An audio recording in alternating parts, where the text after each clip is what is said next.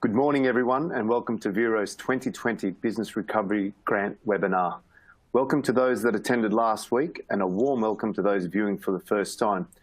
Today, we will be covering pivoting your business in times of crisis, and we welcome back Aidan Parsons, Director of Keystone Executive Coaching.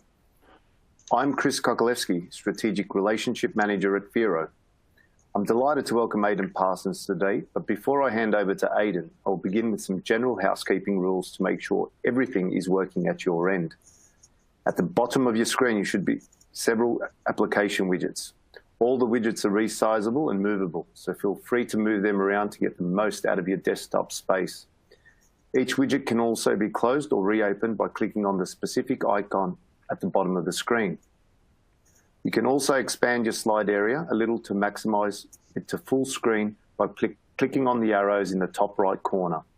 If you have any questions during the webinar, you can submit them through the Q&A widget.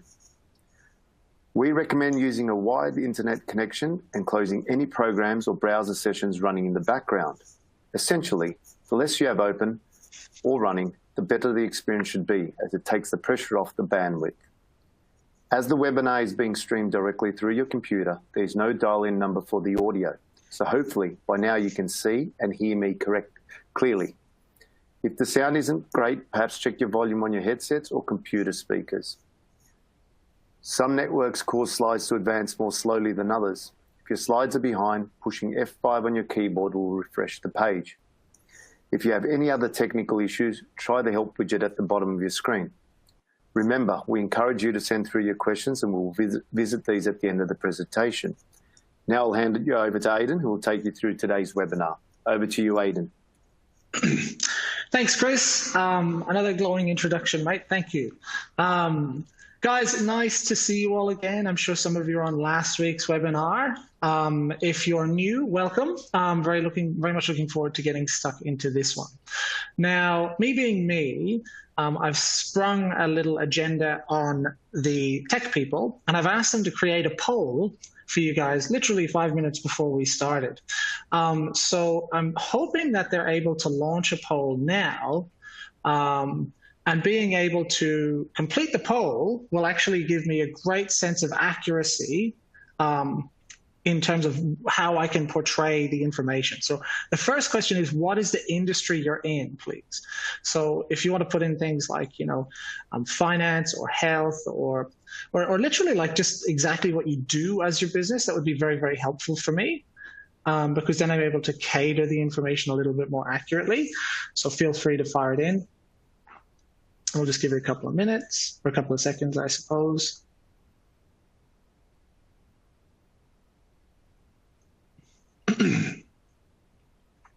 I'm just going to pop one in here as well. I say coaching.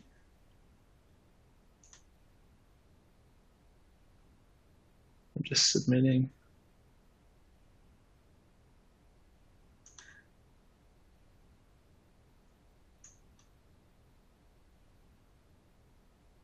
Yeah. And do we then have to, I wonder, do we have to move to the next slide, Chris? Perhaps. I'm not too sure. Well, please select. I think slides appear to have gone back to slide number 2. Okay, we'll just keep our eyes. Oh, thank you, Angela. So Angela just put it back to slide 2. So we'll just wait and see. Angela, if you can just, Angela's the poor person I've tasked with solving my diva-like requests. Angela, if you just let us know if we got any results through in the chat, that'd be awesome. So guys, look, my name's Aidan Parsons. I own a number of businesses. I'm quite fortunate that I've been very, very lucky in some circumstances, but also been unlucky in other circumstances, and all of it's resulted in some really great learning personally.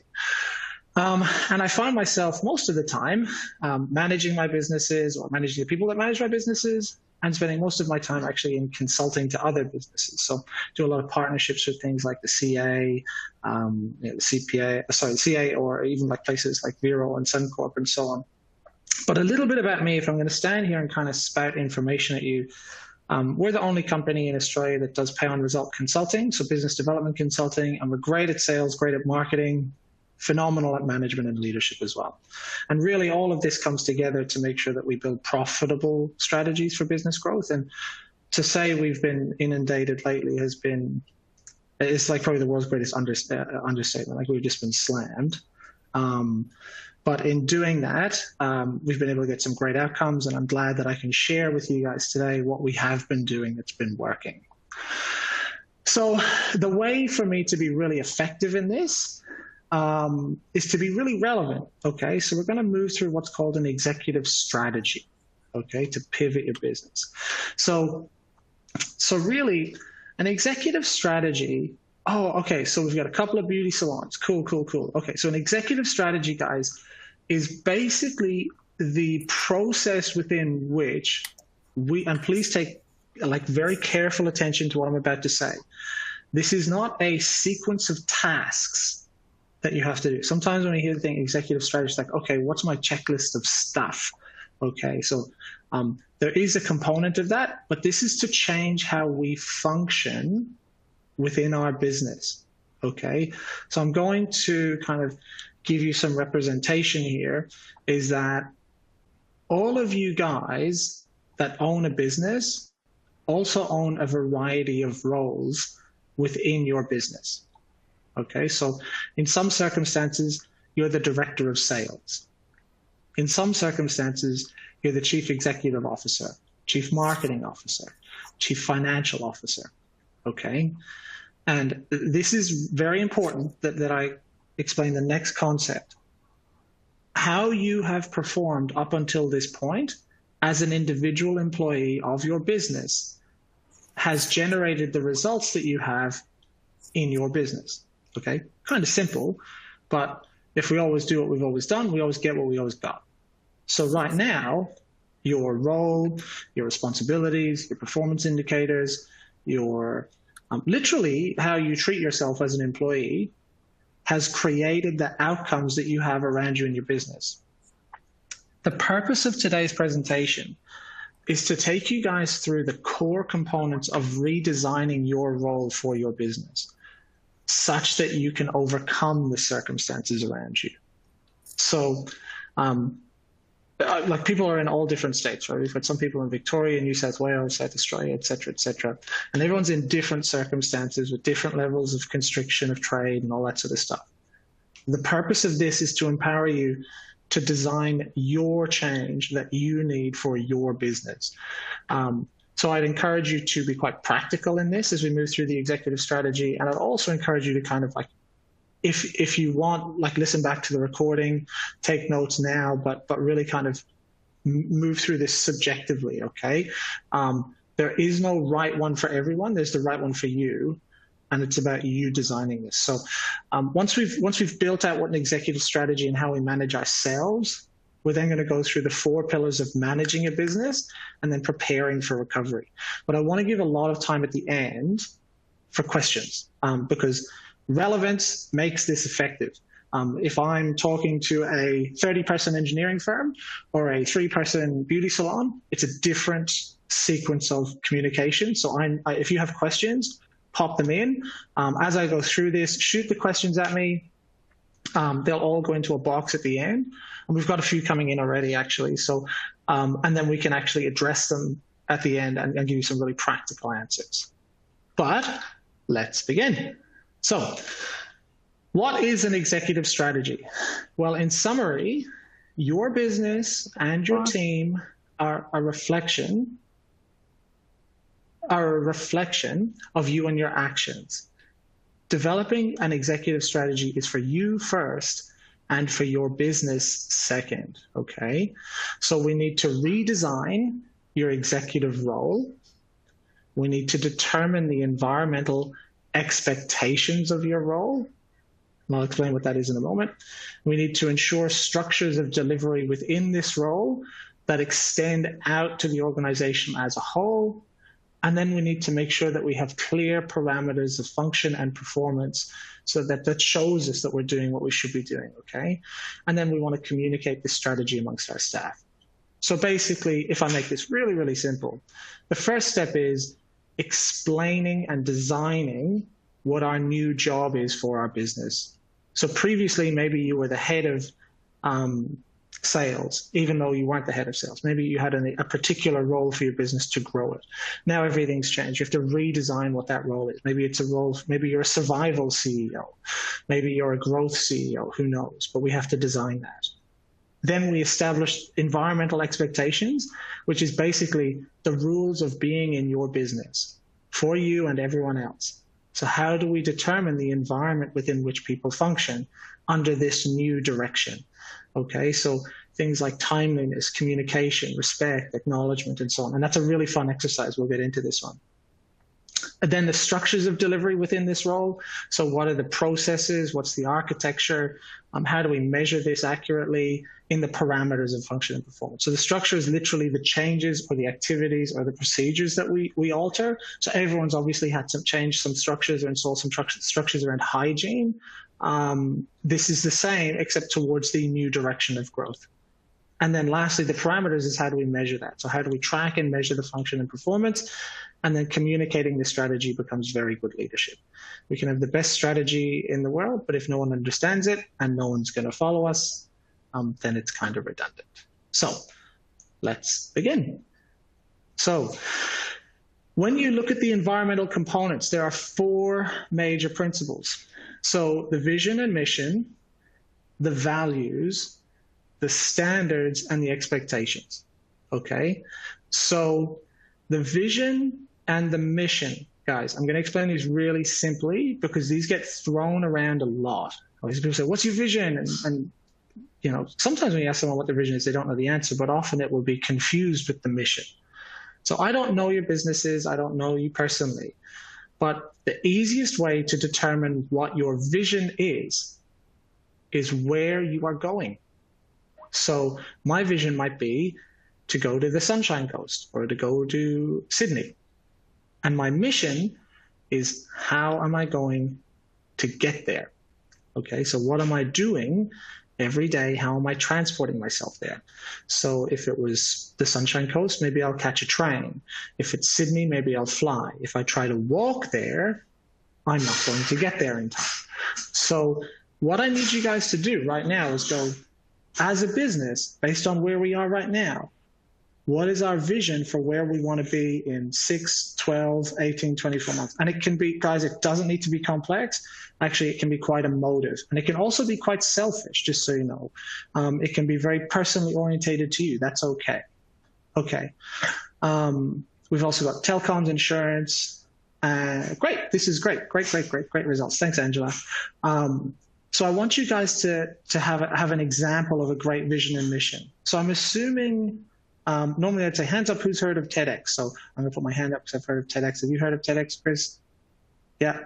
So good work, Chris. That's what I like to say. So TEDx's vision and mission are really simple. Okay. Their vision is change the world. Okay. Simple, right? Their mission is spread ideas. Okay, vision and mission. If they spread ideas, they'll change the world. So when people come to work with them, hello? Oh, Angela, I think you might be unmuted. So when we look at the vision and mission, where was I? TEDx, sorry.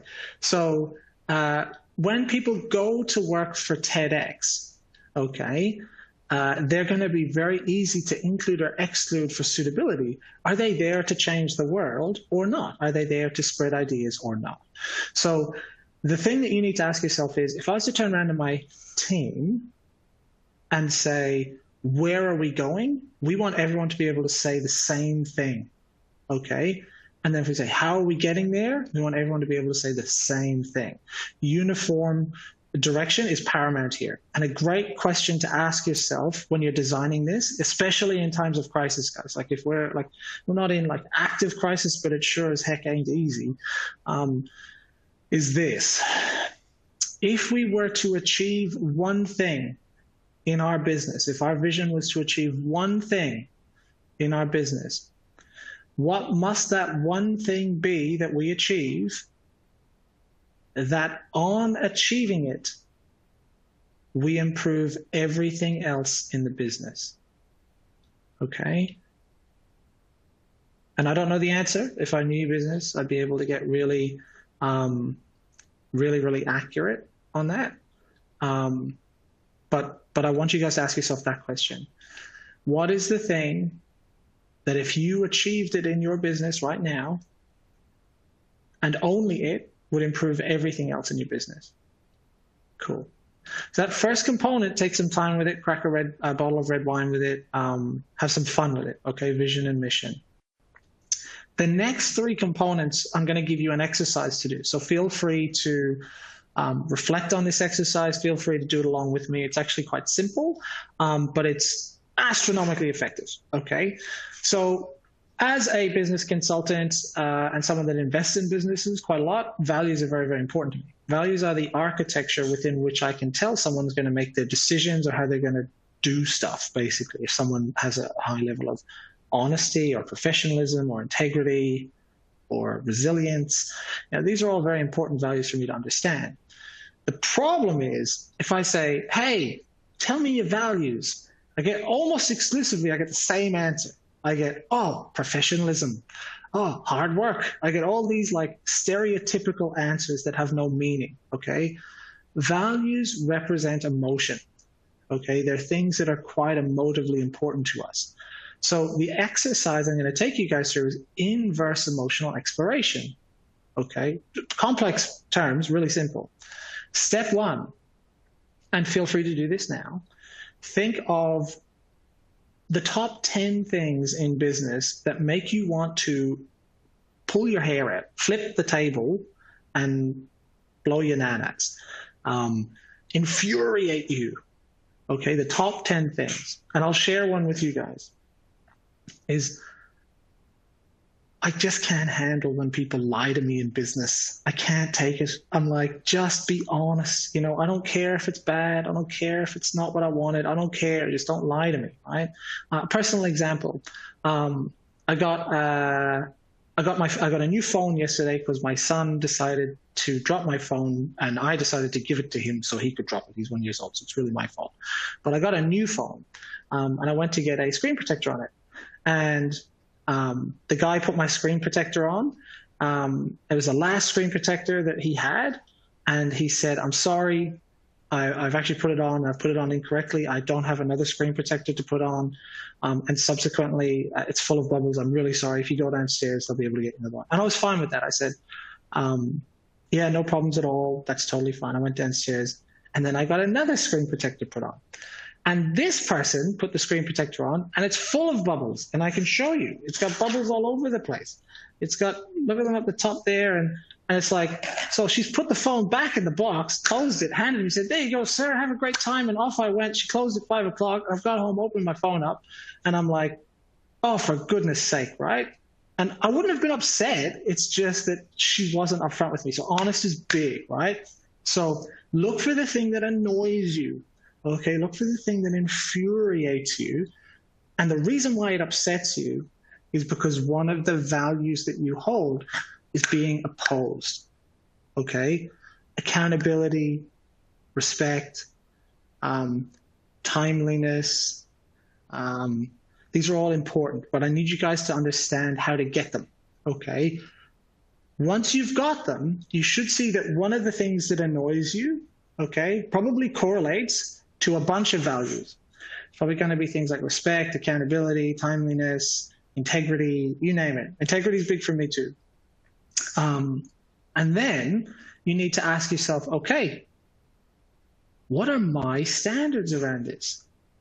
So when you're trying to create a new strategy for survival in your business, one, you need to know where you're going, right? Vision and mission. And two, you need to do it in such a way that it is very, very easy to achieve. And this is why we established clear expectations and standards, okay? So many people that I work with, so many times, if there's something going wrong with my business, 99% of the time, it's because a standard hasn't been clearly communicated. And a standard is a rule of performance for the individual. So let's say that for me, I'll share with mine again, honesty is my value. What's my standard? What's my rule around honesty? Okay, if you want to be in my tribe, if we're going to redirect our tribe to this new direction, what's my rule around it? okay? And it's really simple for me. An honest no is better than a false yes. And that's the rule. It's like, if you want to succeed in this organization, if you want to succeed moving forward, an honest no is better than a false yes, okay? Another one I have around honesty is that the truth is a lion. You just let it out of the cage and it takes care of itself. You don't have to get in the way. Okay, so what you need to be able to do is, as you're going to take this new direction, this new strategy, you have to be able to articulate to everyone, hey guys, this is how we do the do now. These are our standards, okay? So they are ultimately the rules of the game of working with you in this strategy. This is the rules of how we perform, okay? They have to align to the vision and the mission, okay? If they don't align to the vision and the mission, you're never going to get there. I want you to think of these things as like the GPS coordinates for you guys, okay? If they should really be so accurate that if all you do is live your life by these standards as a business owner, you will achieve your vision. That's what we're looking for, okay? And then it's kind of obvious, but I'll say it anyway. You can't just set a standard for everyone else and not hold it yourself, okay? So if the standard is be on time and be profitable, you got to be on time and be profitable, okay? Please remember this as leaders, as business owners. The standard you walk past is the standard that you now accept, okay? So for me, time is everything. So like literally time is everything. In my opinion, time is God's wage. I don't know how much I've got, but I've got some today, so I'm spending it on things that I think are valuable, right? So I spend it on time with my son. I spend it on things that give me a return on investment in my life. So time is everything. So when people work with me or people engage with me in any context, I really prioritize my time and I prioritize theirs because it's synonymous with respect. I'm acknowledging their investment in me and so on and so on. So I'm never late, almost never late, you know. Sometimes things happen, like anyone, but I'm upfront about it and I manage it. So it becomes very easy for me to manage other people around their timeliness, specifically my staff. So all my staff know that when I employ them, I buy their time from them. This is exactly what I say. I buy time from you. And for this relationship to work, I have to be able to sell that time for more than I bought it for. And you're a big part of that. My job is to help you achieve that. That's the standard of working with Aidan. And it's really clear. It's really easy to work with Aidan then, because they're understanding that the components of success with me. When you design a new direction for your business, a new purpose, a new offering, a new whatever it is, okay, your ability to be clear and articulate in how to succeed in this is what makes it succeed, okay? Then people have the choice to succeed with you or leave. And lastly, the expectations are those same individual rules applied to a group, okay? So they're applied to the greater mass, okay? They're communally agreed upon. Everyone agrees upon these are the expectations. And realistically, you know, you have to be able to measure them where possible. Okay, you have to be able to measure them. So one of the things that I'm very guilty of doing is I walk around saying, I'm going to lose weight, I'm going to lose weight, I'm going to lose weight, right? I actually have to lose weight. I'm training for a fight later in the year and I have to get out of this weight category that I'm in. I'm going to get my head punched in. So I have to lose weight. But until I say, I am going to lose this much weight by this timeline, I never lose weight. I never meet weight. So being able to have a measured and trackable target makes it very, very achievable. And your job as the leader is to support that. So I'm going to pause now and give you a great metaphor or way to understand this, okay?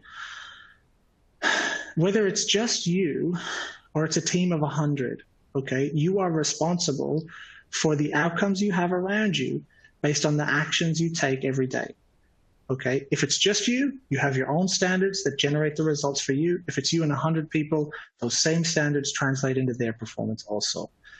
So the easiest way to consider this is, guys, you are the tribe, okay? Just think of your organization as a tribe, and you are the chief of this tribe. And if you walk up to the tribe and everything's okay, or even it's not that okay, you say, hey guys, we're going over there, let's go. and you just walk off, some people will follow you, but maybe not the whole time. Maybe no one will follow you, but they're not able to understand the rules of following you and why and where and how we're going to get there. So the vision is the why, okay? The mission is the how. And your ability to articulate that and demonstrate the standards of performance is what gets them to come with you. So it sounds like this. Guys, we're leaving the camp, we're going through the valley, over through the forest, up around the hill, because there's fresh water, plenty of food, plenty of berries, and shelter in the next valley. It's going to take us 3 days. I expect everyone to be able to walk 5 kilometers a day, and we're going to help one another in doing that. The expectation is to carry those who need help and to communicate when we're tired. We're going to leave on Friday. It's easy. It's easy. It's easy. If people don't want to leave, they don't have to leave. They can stay there. That's okay. But your ability to articulate it gives them certainty, gives them understanding, gives them logic in times of uncertainty. It's hard being a business owner. It's hard being an employee as well. So I want to just give you a second there to pause, think of any questions you may have. Of course, shoot them in. We're getting questions coming through all the time, actually. But really weigh this one up for you guys. It's a lot of information for me to just punch through early as well. So this is what an executive strategy is. And this is what allows you to design a role that will make it successful on the guiding principle that your business, as it stands now, is the result of your actions and standards previously up until this point. So how do we install this? Okay, it's all well and good to do that exercise. It's all well and good to move through it. But the easiest way to make this work is it is not a document.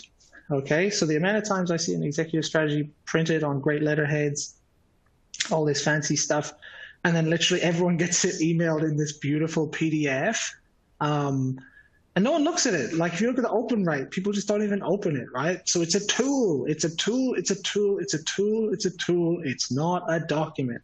Doesn't have to be fancy, doesn't have to be sexy or shiny or anything like that. It has to be effective, okay? What I described just a moment ago might sound complex, but guys, it could literally be 5 things that your staff have to do. That's it. That's literally it, okay? If you wanted a hard and fast outcome of this, I would probably be doing it in the communally visual area, maybe the tea room on a whiteboard, depending on your size, right? Depending on your size. But people need to be continually reminded of it, and you need to continually use it. Okay, so you want to come back to it every Friday, report on performance, report on performance, report on how are we meeting these standards towards that vision. One thing that's quite important in this when using it, and I can spend a lot of time talking about this, but I'll give you just a hard and fast answer on how to use it as a tool. Don't track the outcome of your activity.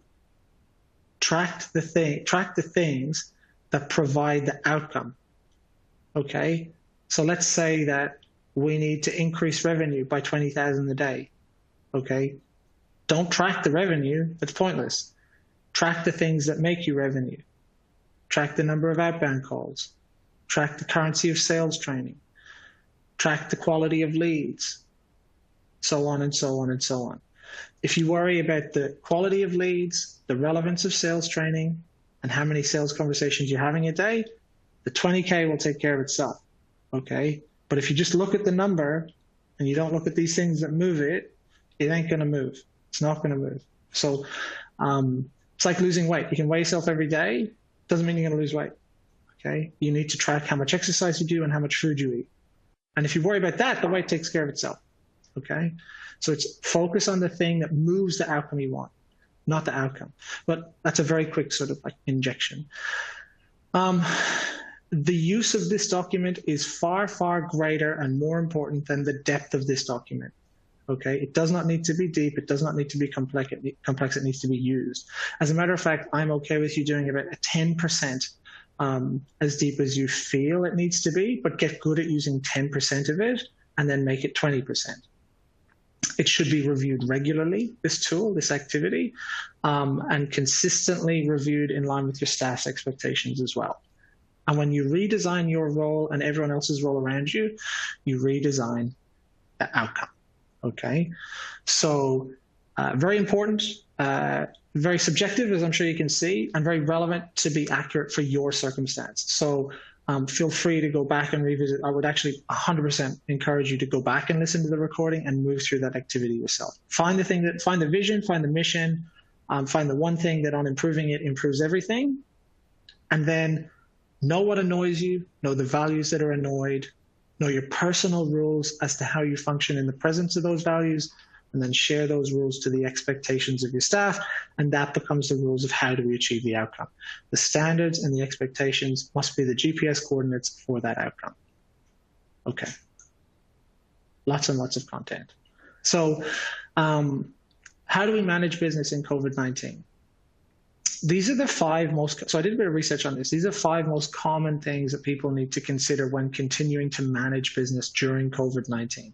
Now, granted, when I designed this, we were in a slightly more impacted state in certain states, but it's still relevant, okay? So it's pivoting versus pausing. There's kind of like a really obvious answer to that, but I'll get into it. Management of supply chain, management of cash flow and capital, management of staff, and lastly, leadership. So rather than me reading through this slide, I'm just going to make it really simple. About, what is it, 6 months ago? 6 months ago, Chris, 6 or 9 months ago, the whole world got turned on its head, right? It's like we're all in this boat, and then this giant wave hit us, okay? And some people went, and were able to hold their breath, and some people didn't get a chance to catch their breath. But we were all underwater, okay? If we pause in business, in times of change, if we pause and just hold on, it's the equivalent of not trying to swim to the surface. It's the equivalent of holding on to the boat underwater and going, it'll be okay, it'll be okay, it'll be okay. Okay, and it might be okay, it might work, but I don't know how much longer we're going to be underwater for. I don't know how much oxygen you got in your lungs. So pivoting for me is really the only answer. Is you have to break the surface again. You have to find a new way to function and trade. And if you don't, ultimately, the success of you and your business is not in your hands. Okay, you have to find a way to swim to the surface. So for me, pivoting is far more important than pausing. Some people have to pause. Some people, I have a shareholding in an events company, and we had to pause. We had to pause our live events. But by crikey, did we pivot to some online stuff very, very, very, very, very quickly. And we just scrambled. We just started kicking our legs to get to the surface and make some cash, okay? So the question you need to answer yourself is, how do I get oxygen in my lungs now? How do I make money now, okay? And you have to pivot to find a way to do that. Time is more important than cash in this as well. You have a limitation, okay, on how much time you can exist in. So really, I say pivot or pause, but I would say it's pivot first. Try not to pause. You're either contracting, stabilizing, or expanding, guys. And once again, get the air in the lungs, right? I've seen it already. Like I've seen people when we hit it in March, like, no, we'll just hunker down. We'll just wait, you know, put everyone on JobKeeper, wait. It's like, nah, this waiting business is going to kill you. You'll run out of oxygen. And sincerely, the number one attribute of successful businesses is agility. Is being able to change with purpose to a new direction quickly. So if we expand on pivoting, the first thing, if you're going to pivot your business, is you have to be able to secure a supply chain, okay? Change or secure it. So the whole, this whole thing, the whole screen protector thing, they're having horrible supply chain. I was like, well, why don't you have another one? Like, surely you have another one. He's like, no, we can't get them. We get 2 a week. You know, like their supply chain's out the window, and that's probably going to linger a lot longer. You know, a lot of the manufacturing, I've been trying to get a hold of Telstra for God knows how long, but all their call centers are closed, right? So securing your supply chain, like, is very important. And if you are going to pivot to a new destination, the first thing, or new delivery, the first thing is being able to secure that. So that is like literally probably the most important part of pivoting. Accuracy of the supply chain beats, accuracy of securing it beats the speed of it, and the speed of it beats the value of it. If it's accurate and fast, it'll be valuable, okay? So it doesn't matter how valuable it is, how much profit's in the supply chain. If it ain't gonna get in your hands, and it ain't really what your customers need, then don't worry about it. It's like there's a big air bubble over there, a huge air bubble over there, but it's 100 meters away. But there's a small one here. It's like, just take the small one. Get accurate, get there quick, get some oxygen in your lungs. You want to minimize margin for error in all circumstances, and you want to really be looking through the risk analysis of supply chain partners now. Okay, like it only takes one person to fib a little bit in terms of their function for everyone else around them to come down. And just so you know, guys, there are sharks in the water at the moment. There are people that, like, really, there are people out there that will do naughty things and overpromise things to deliver things and then don't, because they just need cash. So being quite cognizant of the risks in securing your supply chain is very, very important, and having visibility over it where possible. And a nice example of what I mean with sharks in the water is, like, people will overrepresent their stock. They'll overrepresent, and it's not okay. It's not legal. They'll overrepresent the capabilities and the sellability of what they have to offer as well. So you be the decision maker in this. Be careful of emotional decision making as well. A great example of this is if I'm walking through the desert and I'm dying of thirst, someone hands me a glass of salt water and tells me it's fresh. I could drink it. I could drink it because I'm thirsty enough, but it'll probably kill me. So a thirsty man will drink salt water and it'll kill him. It's like, in those moments, we have to be more accurate than ever. Tyson Fury did that in the boxing match when they handed him that bottle of water at the end, and he wouldn't open it because he thought there might have been something in it. So cash flow and working capital. This one kind of explains itself, guys. It might be, given the size of businesses, it might be a little relevant. Basically, you have to, there's no point pivoting if you can't sustain it, right? So you need to know how long it's going to take, how much it's going to cost to get it going, and when your anticipated returns are. And I'd probably put an extra 50% on that anticipated return immediately. So if it's going to cost me 100 grand to pivot, 50 grand, 20 grand, 10 grand, doesn't matter. And I know I can probably get some of that back in the first 6 weeks. I want to be able to survive for the next 12 weeks. I do not want to overextend myself. It's, for those, just to explain what working capital is, it's also referred to net working capital, or, it's basically your current assets less your current liabilities. So, what's coming, the cash you got, and the raw materials, like, all of this is very important to calibrate when you're making a decision. Rather than me kind of pouring into it, it becomes so relevant. It's a conversation I'd recommend you having with your accountant deeply. But you want to be able to understand your current cash flow position, at what time you can anticipate a rate of return, and what your current working capital circumstance is. In doing that, you get a clear representation of what type of supply chain to access and what type of pivot to make. You can lift it through a bunch of different ways. You can sell some stuff, you can borrow some stuff, you can do a lot, right? There's also some great stimulus and grants out there. Don't just get more without having a really clear plan. Sounds silly, right? But sometimes, like, there's business loans out there, there's opportunities out there. But if we don't have a plan in acquiring it, and how we're going to use it in acquiring it, we might find ourselves, not using it correctly. Vero and Suncorp were so phenomenal in offering the grant to support you guys, and this process that they're going through is actually kind of giving you a hand in how do we make the most out of this. And those who got the opportunity and those who didn't, you can still succeed. This is the process. It doesn't matter about the grant. It doesn't matter about the money. It matters about how we work in the presence of it, and that just accelerates it. The plan and the plan to pivot are the cogs. The cash flow, the working capital, that's just the oil.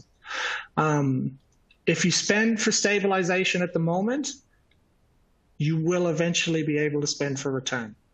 Okay? So if it looks too good to be true, it's going to be too good to be true. You want to be stable and profitable in a sustained fashion. You don't want to be taking the big punt now to have your early retirement, right? So get stable, and then you can have 10 punts on the big one. Yeah, and as I've said it several times, risk mitigation is key here. So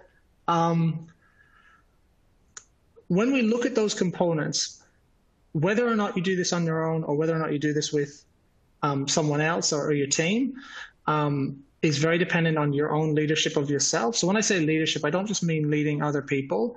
I also mean leading you. So you lead you. Good leaders lead themselves first. And then secondly, management.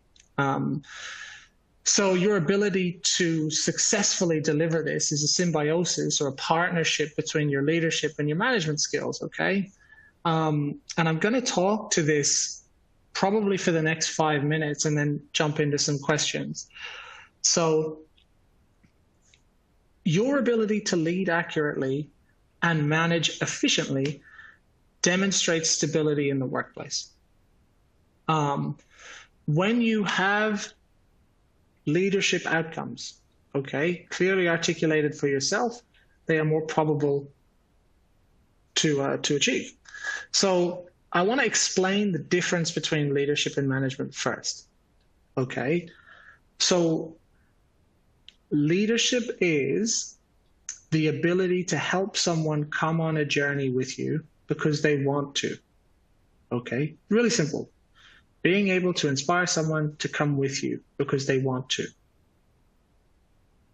Management is showing someone what they've done really well on that journey and how to improve on that journey, okay? Ideally, your staff should aspire and want to be managed. You should want them, you should want your staff to be eagerly anticipating management with you. Those two factors, right? Your ability to get them to invest in your destination and your ability to support them to walk alongside you in that process is what makes this sticky, okay? And it's what allows workplace stability. And what's a nice example here? Agility is more important than stability, but stability promotes agility. Okay, so agility is the ability to change direction, very quickly at a short period of time, and stability is the ability to be stable in a variety of circumstances in the presence of a variety of different stimuluses. So, Chris is almost certainly going to be a more agile guy than I am.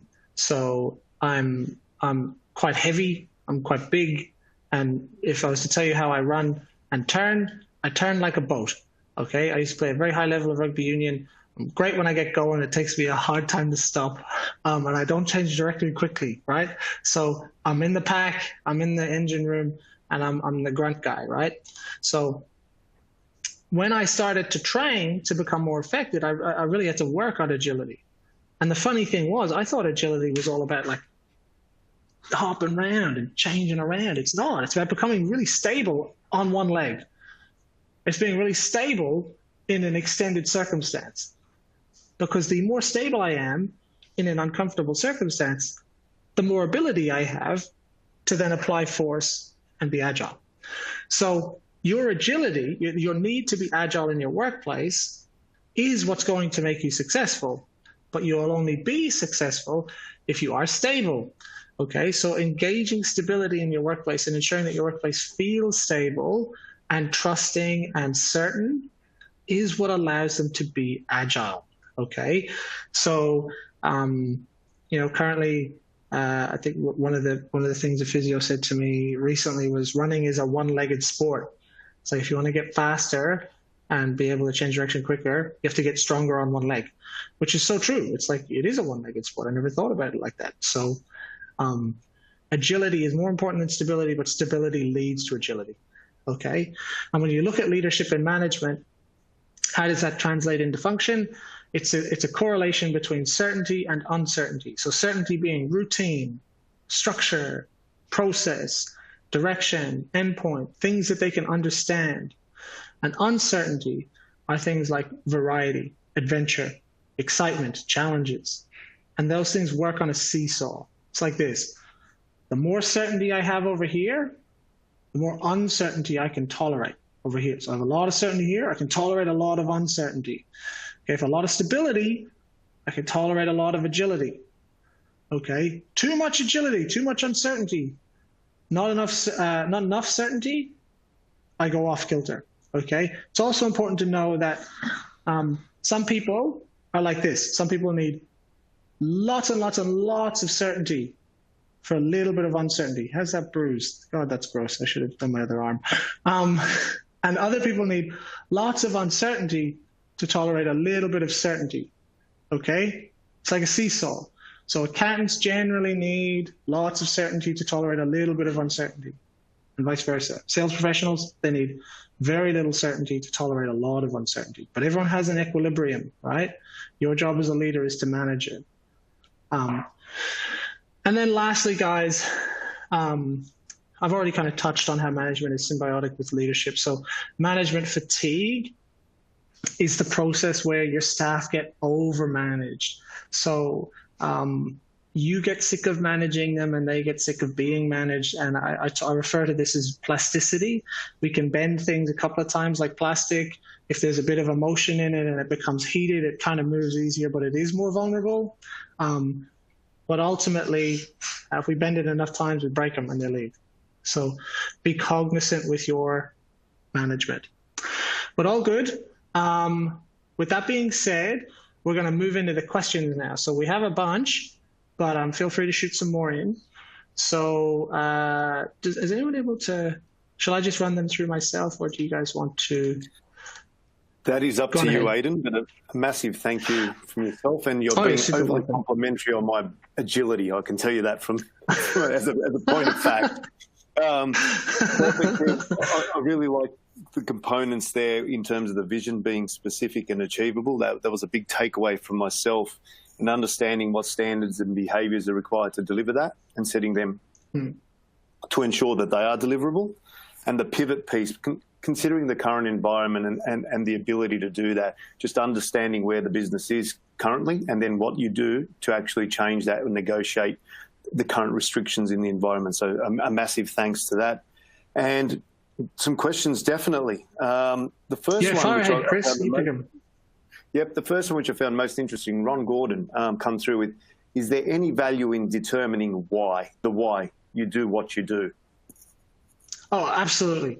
So just to recap, the vision is the why and the mission is the how. Okay, so always. So, okay, so last week, right? I'm not sure if you're on last week's webinar, Ron, but human beings make decisions based on a partnership between emotion and logic. Okay, so sales are an emotional decision underpinned by logic. It can be the best logical decision ever, but if it doesn't motivate you, if you don't have any emotional investment in it, then you're not going to do it, right? So I could buy anything that's sensible for me. I buy heaps of things that are sensible for me, but if I don't want to, if I'm not motivated by it, if I'm not excited by it, I'm not going to. Conversely, if something motivates me greatly, heaps, if I'm super excited by it, right? But logically, it just doesn't add up. It just doesn't make sense. I don't understand it. I'm probably not going to do it. I'll probably say yes, but then I'm not going to do it. So there is an enormous value in determining why, but not just why for you, why for everyone else, because that's the emotional component of them buying your new direction. Is you being able to, as a group, ascertain our group why, our group purpose, our group vision towards this new destination. That's how you get them to buy in emotively. And then logic is what underpins it. Logic is what makes it sensible. So we've all been in a circumstance where we have this like highly emotive individual, like, yeah, let's like they're just full of it, right? And then they usually say, run to the back of the room and buy my program or something like that. Like we just gotta over deliver. And it's like blowing up a balloon and it just goes, it doesn't make sense. It's too sweet. So why is super important, but you need to be able to nut it in with that logic. It's got to be nice and tight, screwed down with logic. So they go, I'm so motivated by this, and I know exactly the levers I have to pull to succeed in this. These are the rules of this. I've got this, right? So a great point, man. A huge value in it, And probably the one thing that I would say makes it more valuable is being able to have those logical components that make it achievable. Like, let's take over the world. The Parsons hair salon is going to be the #1 hair salon in Australia. It's like, cool. It's like, what's the rules? You know, like what happens now? You know, so everyone could be pumped for it. But if we don't have that logic behind it, it doesn't happen, doesn't stick. Oh, perfect. Great question, Ron. Thank you. Excellent. Real interesting question coming up from Brian, and I think mainly to do with pivoting, and it's got to do with how do I bring my staff on my executive redirection? Oh, Brian, great question. And quite like, I can tell that you reflect a lot on this, Brian, because this is what makes it work. You can definitely see that you're a thinker, brother. Basically, everyone write this down: Socratic questioning. Okay. Not that I'm going to teach you all how to do Socratic questioning in 9 minutes, but your ability to help your staff come to a mutual realization of this being the best direction with you is how you do that. Okay, is Socratic questioning. So you don't ask a question for the answer, you ask a question for the thinking. Okay, so I'll give you a great example. Okay, this is one that I like to use personally and I use for my clients. Is if someone's going to engage with me, question you need to ask is, guys, look, we're going through a period of change and we have to change what we're doing here. Now, I don't expect you, this isn't just a job. You don't just turn up and do stuff and go home. Like, ultimately, you come here to work with me in my organization and work together with one another because of who we aspire to be as a result of it, who we become through this. You invest 8 hours a day with me and I invest it with you. The question is, based on everything around us, we have an opportunity to become something more, to survive and succeed greater than we ever have before. Who do you want to become in this? If we're going to achieve something, if you turn up here every day and give it everything, what do we need to become so we're all successful here? So we all become what we aspire to be. And I want you to tell me. And people will say things like, well, I want to be a manager. I want to know how to, I want to be a better salesperson. I want to be able to design financial freedom. I want to open my own business one day. I want to, like, and you get all of these invested concepts from them. Being able to ask questions that prime what they want from this brings them on that executive redirection. It's like the currency. It's like the more they can see what they're going to get from it as a result, then the more they're going to be invested in it. If they can't articulate it or don't want what the result is, then they probably don't want to be part of your tribe anymore, which is fine. Like, that's also totally fine. So cool. But great question, Brian. I can tell you're a thinker. That's like having their buy-in, isn't it, Aidan? I think if You've got them convinced in terms of their own viewpoint and what they bring to the table to help along that process, I think you've got a better outcome coming from the whole lot of them.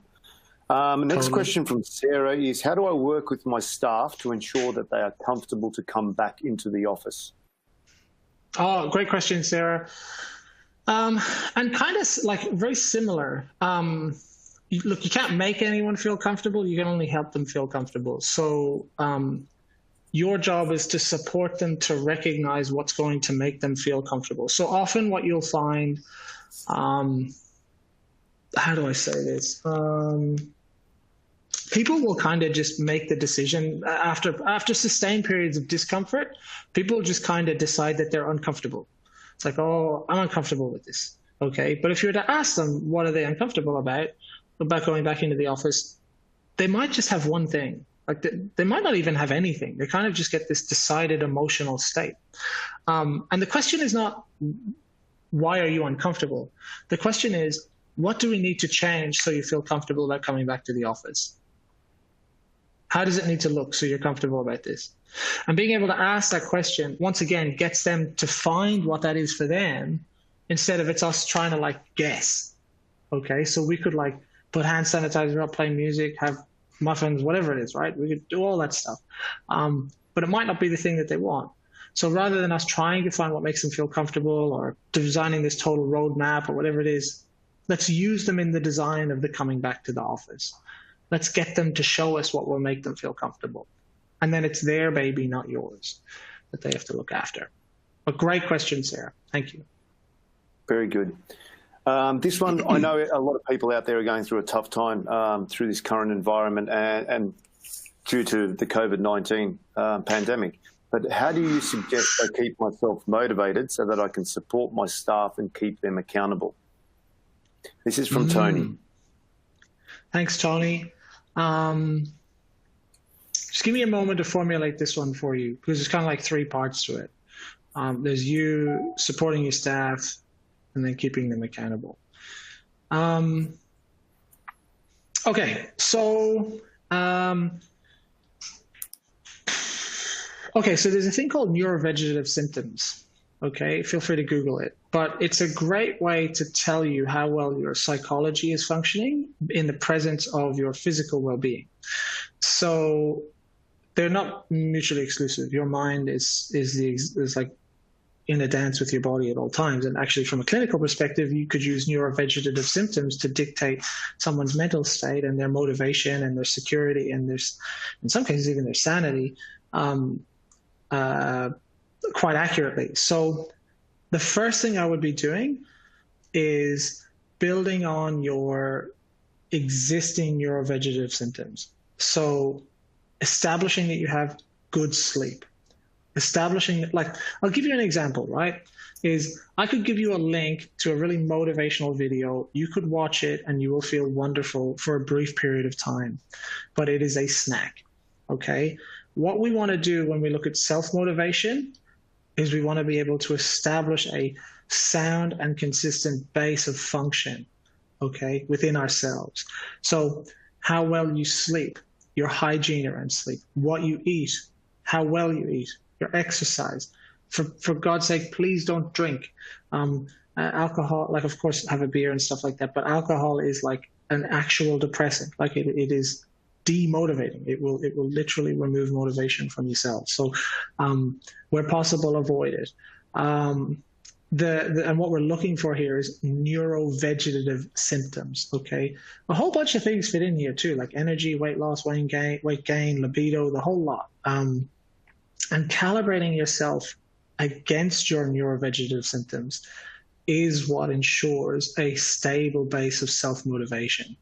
So much like agility off the base of stability, once you have a stable level of motivation and function, you are then able to support your staff better and keep them accountable. The best way to support your staff, in all sincerity, Tony, is by empowering them to save themselves, empowering them to move in the direction with you within the business and to be managed by you effectively. But the core of that, Tony, is being able to manage oneself to manage others. So having a really hard look at your own neurovegetative symptoms. Good. But I'm mindful of time. Go on ahead, Chris. Perfect, Aidan. And that is, we are right on the timeframes. Massive thanks to yourself. Some great insights today. And a big thank you for today's seminar on pivoting your business in times of crisis. For everyone out there that's been listening and been viewing that presentation, today's slides are available in the resource section of the webinar, as are last week's. You should have received an email to the on-demand session last week, and one will follow after today's session. This allows you to go back over the webinars in your own time. Just to help us out, please take the time to complete the survey that pops up at the end of the webinar, as we value your feedback. It assists us in fine-tuning our webinar series to better deliver to your needs. And more importantly, we look forward to seeing you all again on the 6th of October to continue with our Business Recovery Grant webinars, and the topic covered will be mindset, mental health, well-being, and COVID-19. So massive thanks to Aidan and to everyone out there that has attended and supported our webinar series. Huge thanks, everyone. Thank you, and see you next Tuesday. Thanks, guys. See you next time. Bye. Thank you.